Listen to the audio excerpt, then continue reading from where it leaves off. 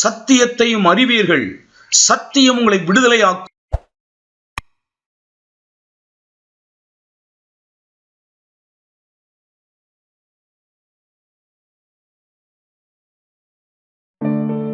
Hello மக்களே, வணக்கம். கர்த்தருடைய நாமம் மகிமைப்படுவதாக. மீண்டும் உங்களை சந்திப்பதில் மிக்க மகிழ்ச்சி. ஒரு அற்புதமான சாட்சியை நான் உங்களுக்கு கொண்டு வந்திருக்கிறேன். எங்கள் சபையில இருக்கிற ஒரு குடும்பம், சகோதரர் செல்லப்பா, சகோதரி பாக்கியம். அவங்களுடைய வாழ்க்கையில கர்த்தர் செய்த ஒரு நன்மை, அவர்கள் எப்படி இருந்தார்கள், அவங்களுடைய வாழ்க்கை எப்படி மாறி இருக்கிறது, சபைக்குள் ஆண்டவரை இயேசுவை நம்பி வந்ததால் அவர்களுக்கு என்ன நன்மை நடந்தது என்று அவர்கள் இப்போ உங்களுக்கு அந்த சாட்சியை சொல்ல போகிறார்கள். அநேக இப்படிப்பட்ட சாட்சிகளை நான் உங்களுக்கு கொண்டு வர விரும்புகிறேன். இந்த சாட்சி உங்களுக்கு பயனுள்ளதாய் மாறட்டும். கர்த்தர் உங்களை ஆசீர்வதிப்பாராக. ஆமென். கர்த்தருக்கு மகிமை உண்டாவதாக. ஒரு பாவ சேற்றிலே மூழ்கி இருந்த என்னையும் கர்த்தர் இந்த சபையில் என்னைய ஒரு சாட்சியாக நிறுத்துறதுக்கு அவருக்கு நான் நன்றி சொல்கிறேன். என்னுடைய குடும்பம் எப்படி நான் ஒரு சாட்சியாக சொல்ல போகிறேன். என் குடும்பத்தினுடைய வாழ்க்கையை என்னென்ன கஷ்டங்கள் பட்டேன் அப்படின்றத நான் சாட்சியாக சொல்கிறேன். எனக்கு 5 பிள்ளைங்க இருக்காங்க. இது என்னுடைய கணவர். நாங்கள் ஒரு கஷ்டப்பட்ட ஃபேமிலி தான். அப்போது எங்கள் வீட்டில் ரொம்ப கஷ்டம். 5 பெண் குழந்தைங்க, ஒரு ஆம்பளை பையன். ரொம்ப கஷ்டத்தில் இருந்தோம் நாங்கள். அப்போது இவங்க என்னை பெண் கேட்க வரும்போது சரி, ஒன்று நகை எதுவும் வேண்டான்னு சொல்கிறாங்களே அப்படின்னு சொல்லி எங்கள் வீட்டில் கஷ்டத்தோடு இருக்கிறோமே, போட்டது போதுன்னு சொல்கிறாங்களேன்னு சொல்லி கல்யாணம் முடித்து கொடுத்துட்டாங்க. அப்புறம் எங்கள் வாழ்க்கையில் நடந்தது என்னென்னா, இவர் சொன்ன ஒரு வார்த்தை, ஒன்று கல்யாணம் முடித்ததே நீ என்னைய வேண்டான்னு சொன்ன அந்த ஒரு காரணத்துக்காக தான் முடித்தேன் அப்படின்னு சொல்லி எனக்கு ரொம்ப ஒரு கஷ்டம். வாழ்க்கையில் அடி மிதி உதைகள்னு ஏகப்பட்ட வழிகளை தாங்கினேன். அப்போ அந்த கல்யாணத்து ஒரு கட்டாய கல்யாணம். எனக்கு பிள்ளைகள் பிறந்ததுமே ஒரு கட்டாயத்தின் பிள்ளைகளாக பிறந்துச்சு.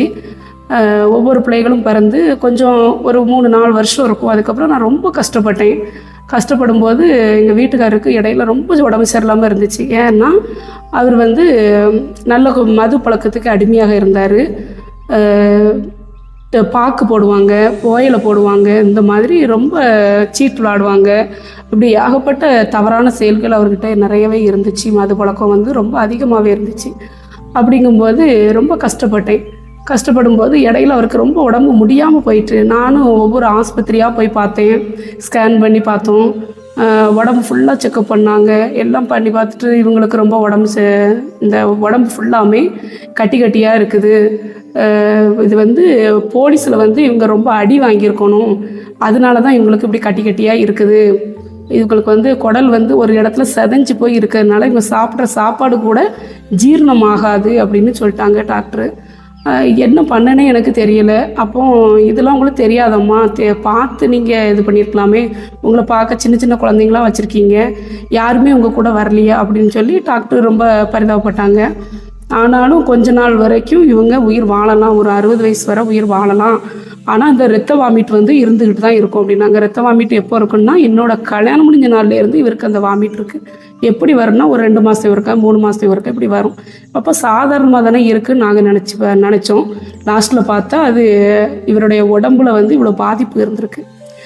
லாஸ்ட்டில் அங்கேயும் பார்த்துட்டோம். ஒருவேளை செய்வன கோளாறாக இருக்குமோ அப்படின்னு சொல்லி அங்கே போய் நாங்கள் வேறு வைத்தியர்கிட்டலாம் அங்கே போய் நாங்கள் பார்த்தபோது அவங்களால முடிஞ்ச அளவுக்கு பணத்தை தான் பிடுங்கினாங்களே தவிர உடல் சுகம் ஆகலை.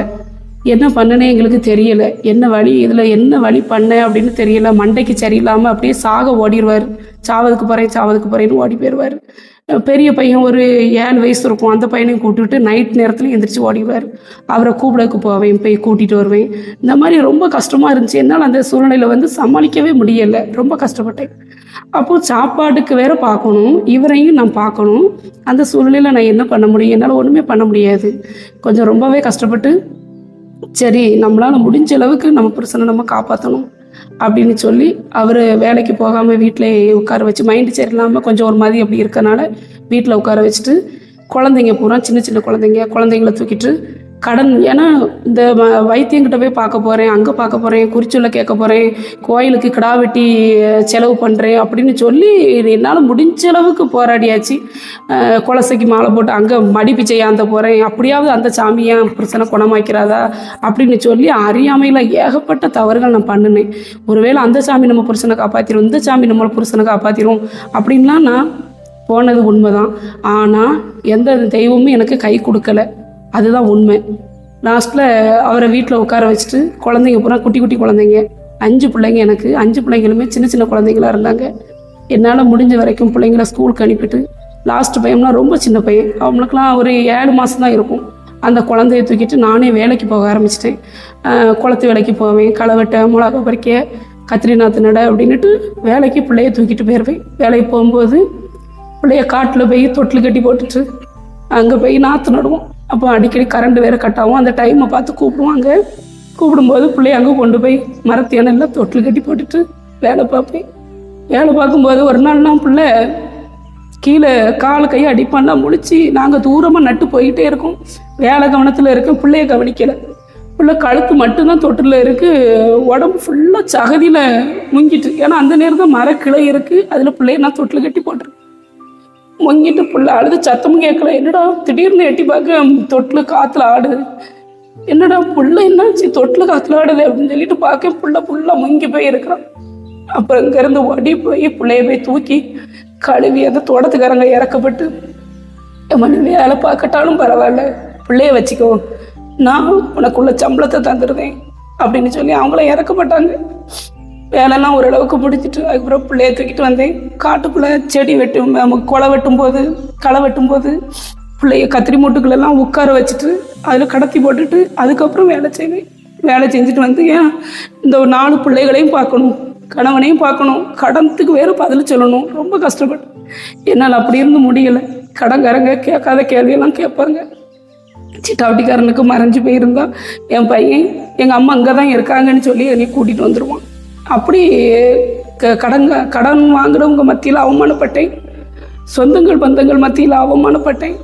என் புருஷனுக்கு இவ்வளோ உடம்பு சரியில்லாமல் இருக்குல்ல, அவங்க அம்மா அப்பா வீட்டில் கொண்டு விட்டுட்டு வந்து பிள்ளைங்களை ஏதோ ஒரு ஹாஸ்டலில் கொண்டு விட்டுட்டு இங்கேருந்து உள்ள வேலையை செஞ்சு இந்த கடத்தை அடைக்க வேண்டியதானே அப்படின்ட்டுலாம் ஏளனமாக பேசுனாங்க. அப்போ ஒரு முடிவு எடுத்தோம். சரி, இவங்களுக்கு கொஞ்சம் பரவாயில்லாமல் இருந்துச்சு, சரி சென்னைக்கு போனாலாவது கொஞ்சம் வேலை பார்த்து ஏதாவது ஒரு கடத்தை கொஞ்சம் கொஞ்சமாக அடைச்சிடலாம். அந்த நேரத்தில் 70,000 ரூபாங்கும்போது அது கொஞ்சம் ரொம்ப பெரிய விஷயந்தான். ஒரு 25 வருஷத்துக்கு முன்னாடி 70,000 ரூபா கடன் இருந்துச்சு. சரி, இதை நம்ம வேலை செஞ்சு எப்படியாவது அடைச்சிடலாம் அப்படின்னு சொல்லி என் கணவரையும் கூட்டிகிட்டு நாங்கள் வேலைக்கு போனோம் சென்னைக்கு. சென்னையில் போய் கொஞ்ச நாள் வேலை பார்த்தோம். அவருக்கு ஒரு வாட்ச்மேன் வேலை, எனக்கு அதே இடத்துல எனக்கும் வேலை கொடுத்தாங்க, வாட்ச்மேன் வேலை. நான் கடைக்குள்ள நிற்பேன், அவங்க வெளியில் கார் பார்க்கிங்கில் சேர் போட்டு உட்காந்துருப்பாங்க. அப்படிப்பட்ட வேலையை கொடுத்தாங்க. வேலை பார்த்தோம். வேலை பார்த்துக்கிட்டு இருக்கும்போதே கொஞ்சம் கொஞ்சமாக கடத்தை கொடுத்து அடைச்சிட்டோம். ஆனால் பிள்ளைங்களை என்ன பண்ணேன்னா ஒவ்வொருத்தங்கள்கிட்ட கேட்டேன், என் குழந்தைய கொஞ்சம் பார்த்துக்கிடுங்க அப்படின்னு சொல்லிட்டு நான் கேட்கும்போது யாருமே ஹெல்ப் பண்ணல. அம்மா என்னால் முடியாது அப்படின்னு சொல்லிட்டாங்க, சொந்த பந்தங்களும் என்னால் முடியாது அப்படின்னு சொல்லிட்டாங்க. ஏன்னா அவங்க குழந்தைங்களையும் அவங்க பார்க்கணும். இப்போ அதை நான் உணர்றேன். அந்த நேரத்தில் எனக்கு அது ரொம்ப வலியாக இருந்துச்சு. ஏன்னா அந்த சூழ்நிலையில் அவங்க அப்படி கஷ்டப்பட்டிருந்தா நான் பார்த்துருப்பேன். எல்லாத்துக்கும் நான் முன்ன போய் நிற்பேன், எனக்கு ஹெல்ப் பண்ணக்கு யாரும் முன் வரலை. அதுதான் அந்த சுச்சுவேஷனில் நான் வந்து பிள்ளைகளை என்ன பண்ணேன்னு தெரியாமல் போய் ஒரு ஹாஸ்டலில் போய் கேட்டேன், என் பிள்ளைங்கள பார்த்துக்கோங்க, நான் இப்படி வேலைக்கு போகிறேன், கொஞ்ச நாள் இருந்து வேலை பார்த்துட்டு நான் கடத்தை அடைச்சிக்கிடுவேன், சாகணுன்ட்டு முடிவு எடுக்க எனக்கு இவ்வளோ அவமானத்தெல்லாம் தாக்கிட்டேன்.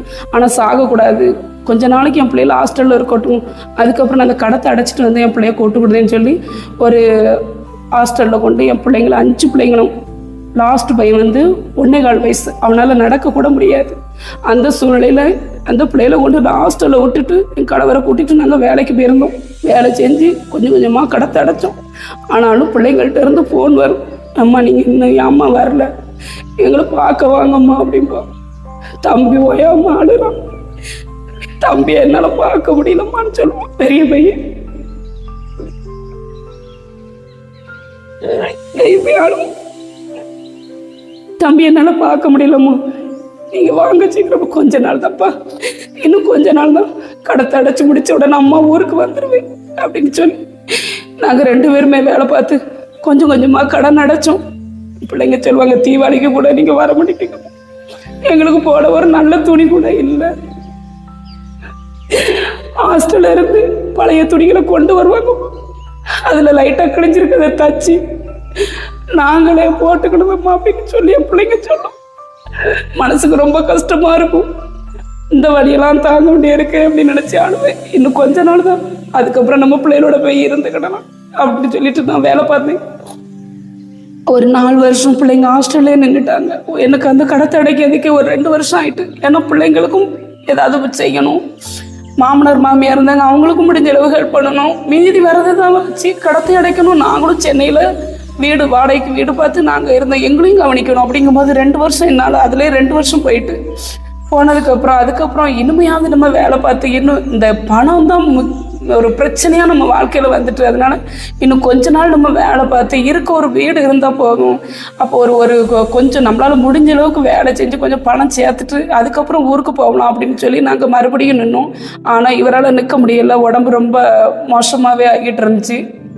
சரி, அப்போ பிள்ளைங்களும் ரொம்ப கஷ்டப்படுறாங்க, அதனால நான் ஊருக்கு போகிறேன். நான் போய் பிள்ளைங்களோட இருந்து பிள்ளைங்களை நான் பார்த்துக்கிடுவேன். என்னமே நான் பிள்ளைகளை இவ்வளோ நாள் ஹாஸ்டலில் நின்னது போதும், நான் பிள்ளைகளை பார்த்துக்கிடுவேன், நீ இங்கே இருந்து உள்ள வேலையை பாரு அப்படின்னு சொன்னாங்க. நான் ஹாஸ்டல்லே தங்கியிருந்து என்னால் முடிஞ்ச வர வேலை பார்த்தேன். ஒரு சீட்டை போட்டிருந்தேன். அப்போ என்ன நடந்ததுன்னா, இவங்க மறுபடியும் ஊருக்கு வந்த உடனே அதே தப்பை மறுபடியும் பண்ண ஆரம்பிச்சிட்டாங்க. அந்த சீட்டு பணம் காசு கொஞ்சம் நகைலாம் செய்து வச்சுருந்தோம், அது எல்லாமே ஃபுல்லாக வேலை பார்த்து வச்சுருந்த காசு பூரா கால் கடுக்க நின்று வேலை பார்க்கணும். 12 மணி நேரம் வேலை பார்க்கணும். வேலை பார்த்தா தான் அந்த சேல்ரி முழுமையாக நம்ம கையில் கிடைக்கும். சரி, வீட்டு வாடகை இந்த நம்ம ஹாஸ்டலில் இருக்கும்போது நம்மளுக்கு 500 ரூபா மட்டும் நான் செலவுக்கு எடுத்துட்டு சாப்பாடு செலவு எல்லாமே அதுலேயே கழிச்சுக்கிடுவேன். மீதி பைசா ஃபுல்லாக அப்படியே போட்டு விடுவேன். அப்படி ரொம்ப கஷ்டப்பட்டேன். சரி, எப்படியாவது சீக்கிரம் வேலை பார்த்துட்டு நம்ம பிள்ளைகளோட போய் நம்ம செட்டில் ஆயிடணும் அப்படின்னு சொல்லி கஷ்டப்பட்டு வேலை பார்த்த பணத்தை பூரா எல்லாம் நாசம் பண்ணிட்டாங்க. அப்போ ஒவ்வொருத்தராக ஃபோன் போட்டு இந்த மாதிரி நீ அங்கே நின்று கஷ்டப்பட்டு வேலை பார்க்க, ஆனால் உன்னுடைய புருஷன் இது மாதிரி வீண் செலவு சீட்டு விளாண்டு நிறைய இது பண்ணி செலவு பண்ணி ரொம்ப வேஸ்ட் பண்ணிகிட்டு இருக்கான், நீ முதல்ல என்ன அதுன்னு பாரு அப்படின்னு சொல்லி என்கிட்ட சொல்கிறாங்க. நிறைய பேர் கம்ப்ளைண்ட் பண்ணுறாங்க.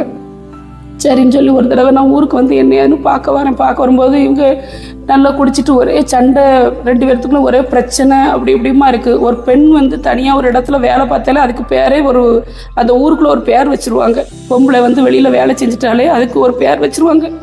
அந்த அவமானத்தையும் நான் தாங்கிக்கிட்டு நான் நின்னேன். எல்லா அவமானங்களையும் தாங்கினேன்.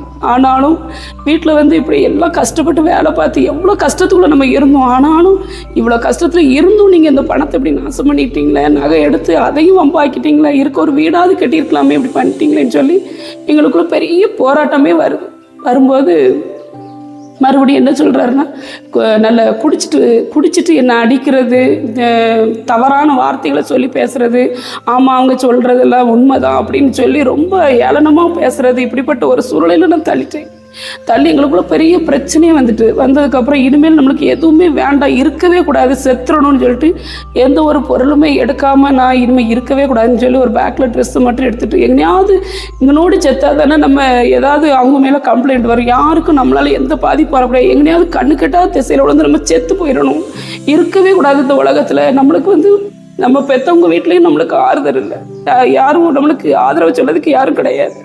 நம்ம சகோதரி, நம்ம அண்ணன், யாருமே நம்மளுக்கு ஒரு என்னையாதுன்னு கேட்க கூட நம்மளுக்கு யாருமே இல்லாத அளவுக்கு இப்படி ஒரு பிரச்சனை நடக்கான எல்லா பழிகளும் நம்ம மேலே தான் விழுத தவிர அதை என்னையாதுன்னு விசாரிக்க கூட யாராலையும் முடியலை அப்படின்னு சொல்லி ரொம்ப மனம் கசந்து இருக்கவே கூடாது அப்படின்னு செத்துறணும் அப்படின்ற ஒரு பட்சத்தில் போயிட்டு சென்னைக்கு போகிறேன். எதுவுமே இல்லை, பேக்கில் 2 ட்ரெஸ்ஸை மட்டும் எடுத்து வச்சுட்டு போகிறேன்.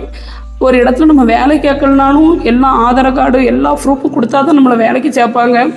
எதுவுமே இல்லாமல் போகிறேன். எப்படி போகிறேன்னா, நம்ம இருக்கக்கூடாது, நம்ம செத்துறணும். அப்போ ரயில்வே ஸ்டேஷன் உட்காந்துருக்கும்போது சரி இனிமேல் நம்ம சாகக்கூடாது, நம்ம வாழணும், 5 பிள்ளைங்க இருக்காங்க, ஏதாவது ஒரு பிள்ளைங்க நம்மளை தேடி வரும் அப்படின்ற ஒரு நம்பிக்கையில் ஹாஸ்டலில் போய் வேலைக்கு சேர்ந்தேன். அவங்க எந்த ப்ரூஃபும் கொண்டு வராமல் எப்படி வேலைக்கு வந்தீங்க அப்படின்னாங்க. அவங்க முன்னாடி அழுதுகிட்டு மட்டும்தான் நின்று தவிர அவங்க என் கண்ணீரை மட்டும் பார்த்தாங்க, வேறு எதுவுமே என்கிட்ட கேட்கல. சரி நீங்கள் வேலை பாருங்கன்னு சொல்லி என்னை அங்கே உட்கார வச்சுருந்தாங்க. ஒரு 2 வருஷமும் அங்கே இருந்து வேலை பார்த்தேன். 2 வருஷமும் அங்கேருந்து வேலை பார்த்தேன். வேலை பார்க்கும்போது திடீர்னு ஒரு நாள் என்னை தேடி ஒரு 2 சிஸ்டர் வந்தாங்க. இது மாதிரி இயேசு உங்களை நேசிக்கிறார் அப்படின்னு சொல்லி என்கிட்ட வந்து சொன்னாங்க. அப்போ நான் அவங்ககிட்ட சொன்ன பதில், உங்களை யார் உள்ளே விட்டது, நீங்கள் ஏன் உள்ளே வந்தீங்க அப்படின்னு அவங்கள ரொம்ப தரக்குறைவாக பேசினேன். என் வாழ்க்கையில் எல்லாமே முடிஞ்சு போச்சு. என் கணவன் என்னை விட்டு பிரிஞ்சாச்சு, சொந்த பந்தங்கள் என்னை தூக்கி எறிஞ்சாச்சு, ஊர்க்காரங்க மத்தியில் அசிங்கப்பட்டுட்டேன். என் பெத்த பிள்ளைகளே நீ அம்மா எங்களை கொன்னுருவ அப்படின்னு சொல்லி என் பிள்ளைங்க வாயிலிருந்து இந்த வார்த்தை வரக்கூடிய அளவுக்கு வந்தாச்சு. இனிமே நான் இருந்தா என்ன, எப்படி போனால் என்ன, எனக்கு இனிமே என்ன வாழ்க்கை இருக்குது, ஏசு உங்களை நேசிக்கிறாருன்னு சொல்லிங்களா, ஏதோ நான் இருக்கிறேன், நீங்கள் போயிருங்க அப்படின்னு சொல்லி அவங்கள அவங்களுக்கு மரியாதையே கொடுக்கல. ஆனாலும் அவங்க அதை பொருட்படுத்தாமல் 2 பேரும் என்கிட்ட ரொம்ப நேரம் நின்று பேசினாங்க. பேசிட்டு ஒரு புக்கை என் கையில் கொடுத்து நீங்கள் இதை வாசிங்க, இந்த வேதத்தை நீங்கள் வாசிங்க அப்படின்னு சொல்லிட்டு போயிட்டாங்க. போயிட்டு இருக்கும்போது நான் அதை வாசிக்கலை. ஆமாம், எத்தனை சாமிக்கு என்னெல்லாம் பண்ணணும், ஆனாலும் அந்த சாமியெல்லாம் நான் ஹெல்ப் பண்ண முடியல, இந்த ஏசப்பா வந்து தான் ஹெல்ப் பண்ண போகிறாரா, அவ்வளோ இருக்காளு அப்படின்னு சொல்லி அவங்கள மட்டும் மரியாதை இல்லாமல் பேசிட்டு அந்த புக்கை தூக்கி ட்ராயரில் தூக்கி அப்படியே போட்டுட்டு அதை கண்டுக்கிடவே இல்லை. மறு மாதமும் அதே போல் அந்த 2 சிஸ்டரும் வந்தாங்க. வந்து இது மாதிரி அவங்க உள்ளே வரும்போதே, ஆனால் எனக்கு வந்து மனசுக்கு கஷ்டமாக இருந்துச்சு. ஐயோ அன்னைக்கு அவங்கள திட்டமே அப்படின்னு என் மனசுக்குள்ளே கொஞ்சம் உறுத்தலாக இருந்துச்சு. மறுபடியும் அவங்கள உள்ளே கூப்பிட்டு அவங்கள உட்கார வச்சு அவங்கக்கிட்ட பேசினேன். கண்டிப்பாக உங்கள் குடும்பம் ஒன்று சேரும், நீங்கள் எதுவுமே நினச்சி கலங்காதீங்க, உங்கள் மனசில் என்ன இருக்கோ அதை எங்ககிட்ட சொல்லுங்கள் அப்படின்னாங்க. அவங்கக்கிட்ட ஒரு 10 நிமிஷம் போல் அவங்கக்கிட்ட நான் ஷேர் பண்ணிக்கிட்டேன். நானும் அவங்களும் பேசிக்கிட்டோம். அதுக்கப்புறம் சரி ரைட்டு, இதுக்கப்புறம் நீங்கள் எதுவுமே நினைக்காதீங்க, கடவுளுக்குள்ளே வந்துடுங்க, ஏசப்பா உங்களை கைவிடவே மாட்டாங்க அப்படின்னு சொல்லிட்டு அவங்க போயிட்டாங்க. ஆனால் ஒரு சின்ன ஒரு நம்பிக்கை எனக்குள்ளே வந்துச்சு. சரி, ஒரு வேளை அப்படி நடக்கலாமா இவங்க சொன்ன மாதிரி, ஏன்னா இவங்க யாருனே தெரியாது, நம்மளை தேடி வந்து அவங்கள தேடி போகலை, நான் தேடி போன தெய்வம்னா என்னை ஏமாத்திட்டு, ஆனால் என்னை தேடி வந்து இவங்க இப்படி சொல்கிறாங்களே, ஒரு வேளை இது உண்மையாக இருக்கலாமா அப்படின்ற ஒரு சின்ன நம்பிக்கை தான் வச்சேன். அந்த நம்பிக்கையில் இன்னைக்கு என் பையன், அதுக்கப்புறம் இவங்க வந்து எங்கள் வீட்டுக்காரங்க வந்து இந்த ஊர் கல்லிடைக்குறிச்சி ஏஜி சபை இன்னைக்கு வந்துக்கிட்டு இருந்தாங்க, ஆலயத்துக்கு வந்துக்கிட்டு இருந்திருக்காங்க. அங்கே வந்து கேட்கும்போது இது மாதிரி உங்கள் குடும்பம் ஒன்று சேரும்னு பாஸ்டர் ஐயா சொல்லியிருக்காங்க. என் பையன் 3வது பையன் எனக்கு ஃபோன் பண்ணி, அம்மா நீங்கள் வந்துடுங்க, அப்பா இப்போ திருந்திட்டாங்க அப்படின்னு சொன்னான். அவங்ககிட்ட நான் பேசின வார்த்தை, இல்லை அந்த ஏசப்பாவே நேரில் வந்து உங்கள் அப்பாவை திருந்திடுங்க அப்படின்னு சொன்னாலும் கூட உங்கள் அப்பா திருந்தாது, உங்கள் அப்பா ஒரு மிருகம், நான் உங்கள் அப்பா கூட வந்து இருக்க மாட்டேன் அப்படின்னு சொல்லி பையனை திட்டுனேன். மறுபடியும் இது மாதிரி அடிக்கடி ஃபோன் போட ஆரம்பிச்சிருக்கும் போது, இல்லைம்மா நீங்கள் ஒரு தடவை வந்து பாருங்க அப்படின்னா, நானும் வந்தேன். வந்து இங்கே பார்க்கும்போது ஒரு நாள் சபைக்கு வாங்கம்மா நீங்கள் அப்படின்னு சொல்லி என்னை கூப்பிடும்போது என்னால் வரதுக்கு எனக்கு இஷ்டமே இல்லை. ஆனாலும் கட்டாயத்தில் என்ன எனக்காண்டி நீ வாமா அப்படின்னு சொல்லி என் பையன் கூப்பிட்டான். என் பையனுடைய கட்டாயத்தினால நான் இங்கே வந்தேன். இந்த சபைக்குள்ள வந்து இருக்கும்போது என்னால் உள்ளே இருக்கவே முடியலை. எப்பண்டா வெளியில் எந்திரிச்சு ஓடலாம், ஐயோ இது சரியான அல்லேலியா கூட்டத்தில் வந்து மாட்டிக்கிட்டோமே, எதுக்கு எடுத்தாலும் அல்லேலியா ஸ்தோத்திரம்னு சொல்கிறாங்களே, ஏசப்பா இந்த வார்த்தைகளை சொல்லி கேட்கவே முடியலையே, வெளியில் எந்திரிச்சு ஓடிடுவோமா அப்படின்னு நினச்சேன். அந்த அளவுக்குலாம் என் மனசுக்குள்ளே தோணிச்சு. முதல் நாள் என்னால் இருக்கவே முடியலை. 2வது வாரமும் அதே போல் வரும்போது என் பையன், ஏம்மா அந்த வாரமும் கண்டிப்பாக வாமாண்ணா, நான் வரமாட்டேன்னு என்னை கட்டாயப்படுத்தி என் பையன் மறுபடியும் கூட்டிகிட்டு வந்தான். 2வது வாரம் வரும்போது எனக்குள்ள ஒரு மாற்றம் எனக்கே தெரிஞ்சிச்சு. நான் வந்து உட்காரும்போது பாஸ்டர் ஜெபம் பண்ண எனக்குள்ளே இருந்த அந்த கடினமான இருதயம் என்னை விட்டு அகன்று போனது எனக்கு நான் உணர்ந்தேன். பாஸ்டர் ஜெபம் பண்ண அந்த கடினமான இருதயம் என்னை விட்டு அகன்று போச்சு. எனக்குள்ள ஒரு புது நம்பிக்கை வந்துச்சு. இயேசுதான் உண்மையான தேவன் அப்படின்ற ஒரு உணர்வு எனக்குள்ள வந்துச்சு. அப்புறம் நான் இயேசுப்பா வந்து ரொம்ப நம்ப ஆரம்பித்த உடனே நான் ஞானஸ்தானம் எடுத்துறது அப்படின்னு சொன்னேன். நான் ரசிக்கப்பட்டு ஞானஸ்தானம் எடுத்தேன். இந்த சுச்சுவேஷனில் என்னோட மூத்த பிள்ளை வந்து எங்களை விட்டு பிரிஞ்சு, நீங்கள் இப்படி ஒரு பிரச்சனை இருக்குது, அதில் பிரிஞ்சு இருக்கீங்க அதில் அப்படின்னு சொல்லி என் பையன் வேற ஒரு இடத்துல இருந்தான். ஆனால் ஒரு 3 மாதம் கழித்து அந்த பையனும் எங்களோட கொண்டு வந்து, என் தேவன் எங்களோட கொண்டு வந்து சேர்த்தாங்க. இன்னைக்கு என் குடும்பத்தில் நான் எதையெல்லாம் இழந்து போனனோ, சொந்தங்கள் மத்தியில், ஊர்க்காரங்க மத்தியில், எல்லார் மத்தியிலையும் நான் எதெல்லாம் இழந்து போனனோ, என் பிள்ளைகள் உண்மையான பாசத்தை நான் எதிர்பார்த்தேன். என் பிள்ளை வந்து என்கிட்ட உண்மையாக பேசணும் அப்படின்றத நான் எதிர்பார்த்தேன். அந்த உண்மையான பாசம் எனக்கு கிடச்சிச்சு. நான் தேவனை நம்பி வந்தேன். இன்னைக்கு நான் ஒருபோதும் நான் கெட்டு போகலை.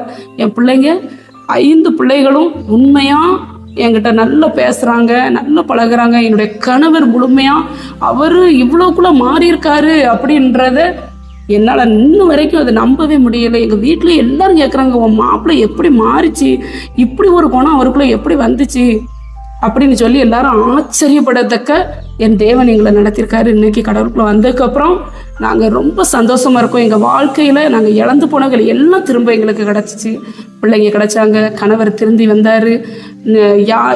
ஒன்றுமே இல்லாத வந்த என்ன இன்னைக்கு எல்லாரும் முன்னாடியும் என்னை தலைநிமிர செய்திருக்காரு. என் தேவனுக்கு மகிமை உண்டாகட்டும். ஹலோ மக்களே, இந்த சாட்சி உங்களுக்கு பிரயோஜனமாய் மாறி இருக்கணும்னு நான் கர்த்தருக்குள் விசுவாசிக்கிறேன். இது ஏன் இதை முக்கியமாக செய்கிறோம் அப்படின்னா, விசுவாசத்தில் பலவீனர்களாக இருப்போம். ஆனால் இந்த மாதிரி சாட்சிகளை கேட்கும் போது நம்முடைய விசுவாசங்கள் மீண்டும் உயிர்ப்பிக்கப்படும். ரெண்டாவது, பிரஜாதியர்கள் யாராவது கேட்கும் போது இயேசுவை நம்பி வந்தால் அவர்களுக்கு என்ன அவங்களுடைய வாழ்க்கையில நன்மை நடக்கும் என்பதை தெரிந்து கொள்வதற்காக இதை நாம் செய்கிறோம். இது தொடர்ந்து வரும். இந்த அநேக குடும்பங்களை நான் உங்களுக்கு அறிமுகப்படுத்த போகிறேன். கர்த்தர் அவளுக்கு செய்த நன்மைகளை எபிசோட் 1, 2, 3 அப்படின்னு நம்ம தொடர்ந்து இதை செய்து கொண்டு இருப்போம். கர்த்தருடைய நாமம் மகிமைப்படுவதாக.